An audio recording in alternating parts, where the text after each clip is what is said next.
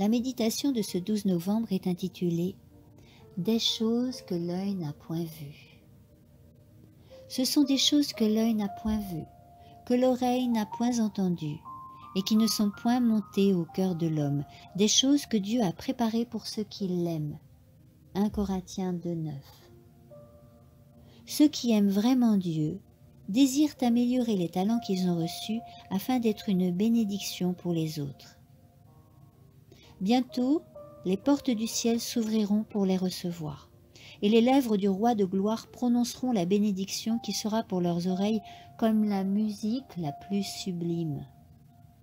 Venez, vous qui êtes bénis de mon Père, prenez possession du royaume qui vous a été préparé dès la fondation du monde.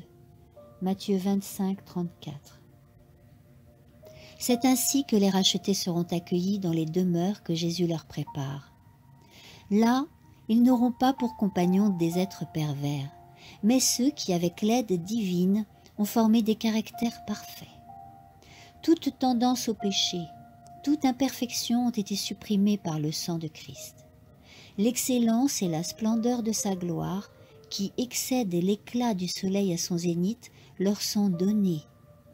Et la beauté morale et la perfection de son caractère brilleront par eux, d'un éclat qui éclipsera cette splendeur extérieure. Et ils sont sans tache devant le grand trône blanc. Ils participeront à la dignité et au privilège des anges. Ce sont des choses que l'œil n'a point vues, que l'oreille n'a point entendues, et qui ne sont point montées au cœur de l'homme, des choses que Dieu a préparées pour ceux qui l'aiment. En vue du glorieux héritage qui nous est offert, que donnerait un homme en échange de son âme? Matthieu 16, 26.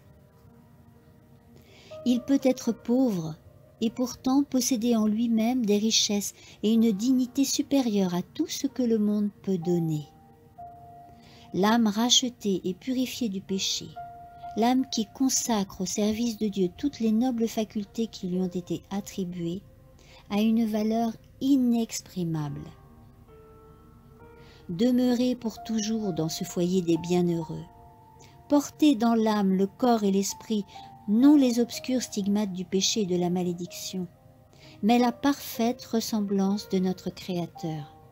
Et à travers les siècles sans fin, progressez en sagesse, connaissance et sainteté, explorant toujours de nouveaux champs de la pensée, trouvant toujours de nouveaux prodiges et de nouvelles gloires, croissant toujours en capacité de connaître, de jouir et d'aimer, sachant qu'il reste encore devant nous la joie, l'amour et la sagesse infinie. Telle est la fin vers laquelle le chrétien dirige l'espérance, la fin pour laquelle l'éducation chrétienne nous prépare. Amen.